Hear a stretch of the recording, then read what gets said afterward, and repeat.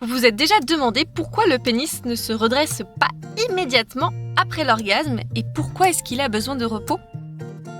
Et pourquoi est-ce que la vulve n'a pas ce problème? Aujourd'hui, nous parlons de la période réfractaire. Et écoutez bien, car je vais vous donner quelques astuces pour la raccourcir et recommencer à faire l'amour en un clin d'œil.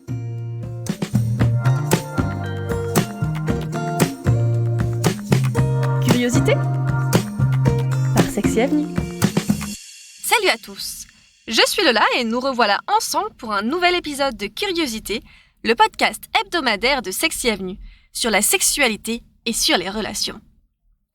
Aujourd'hui, je voulais vous parler de la période réfractaire. Mais qu'est-ce que c'est? Je suis sûre que vous la connaissez bien. Il s'agit du moment post-orgasme, quand vous jouissez et que le pénis retourne au repos après une dure labeur. Alors tout d'abord, récapitulons rapidement comment fonctionne l'éjaculation. Lorsqu'une personne dotée d'un pénis atteint le sommet du plaisir après une stimulation répétée, durant la masturbation ou un rapport sexuel ou un massage prostatique, il y a alors expulsion du sperme, qui est composé de liquide séminal et de spermatozoïdes. Cela se passe pendant la phase appelée le plateau, autrement dit le point de non-retour. L'orgasme arrive avec quelques contractions musculaires et une belle pluie de bonheur. Et après ça, que se passe-t-il?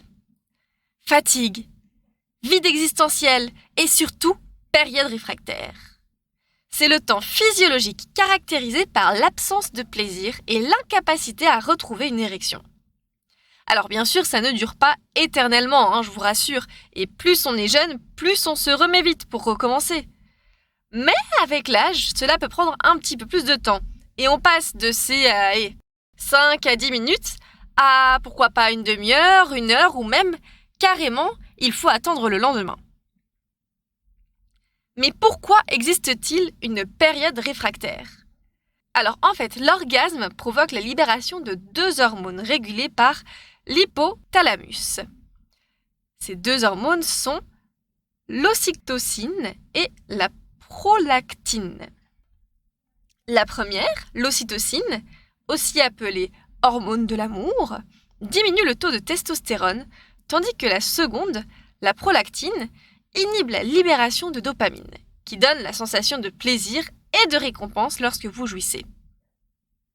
Ces 2 conséquences ont pour effet la baisse naturelle de la libido, rendant difficile le réveil immédiat du plaisir sexuel. Mais est-ce que c'est la même chose pour la vulve et pour le vagin? Eh bien, figurez-vous que oui! Alors bien sûr, le vagin ne jouit pas de la même manière que le pénis, dont l'éjaculation est différente, et l'orgasme aussi d'ailleurs. Mais après tout orgasme, il y a une période post-orgasme. Contrairement à celui des hommes, la période réfractaire féminine peut survenir après un seul orgasme, mais aussi après une séquence d'orgasmes multiples. En effet, après avoir stimulé le clitoris, les lèvres et ou le vagin de l'intérieur, jusqu'au sommet du plaisir, en fait, vous pouvez continuer à stimuler ces zones érogènes si vous avez envie d'un second round. Le moment où vous perdez temporairement l'intérêt pour le sexe correspond à la fameuse période réfractaire. Parfois, le clitoris devient hypersensible et le toucher fait presque mal, bien que cela ne signifie pas que vous ne pouvez pas jouir encore.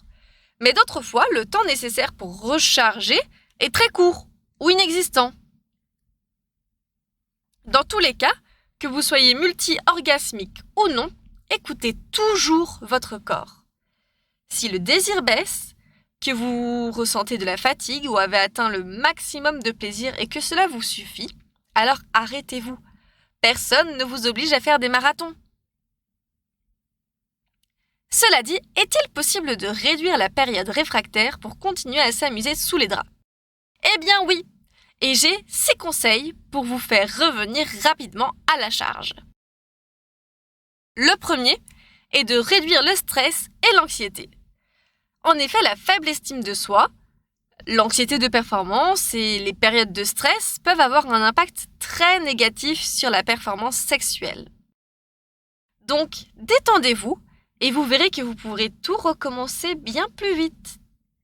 Deuxièmement, il est important que votre partenaire vous aide. Le sexe, ça se fait à 2 ou plus d'ailleurs. Et pour cela, votre partenaire peut raviver le désir avec des caresses, des léchouilles très agréables. Ne sous-estimez pas l'entente du couple. Le désir naît de l'entente psychologique et sexuelle. Si vous vous aimez, vous vous respectez et qu'il y a consentement et confiance, le sexe est plus agréable. Et plus fort est le lien, plus il est facile de vous sauter dessus. Ensuite, le prochain conseil est de ne pas négliger l'alimentation. En effet, une alimentation saine contribue à améliorer tous les types de performances physiques. Donnez aussi de l'importance au sommeil. Dormir entre 7 et 8 heures par nuit vous fera du bien. Vous aurez plein d'énergie à dépenser au lit. Point plus délicat, faites du sport. Tout type de sport, même léger, augmente la résistance physique. Bien. J'espère vous avoir éclairé sur la période réfractaire. Maintenant, vous savez pourquoi un moment de repos est nécessaire après l'orgasme. Mais vous connaissez aussi tous les secrets pour raccourcir la période réfractaire. N'oubliez pas, ne dépassez pas vos limites et ne vous sentez en aucun cas obligé de performer au lit.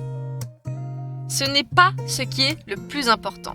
Mais par contre, profitez du moment et partagez le plaisir avec qui vous voulez, ça, c'est important. Si vous pensez avoir appris quelque chose d'utile, n'hésitez pas à nous laisser 5 étoiles au podcast Curiosité et à suivre Sexy Avenue sur tous les réseaux sociaux, Instagram, Facebook, TikTok, X, YouTube, Threads. On est partout, c'est simple. On se retrouve la semaine prochaine pour un autre épisode de Curiosité, le podcast hebdomadaire de Sexy Avenue. Salut à tous et jouissez et allez en paix!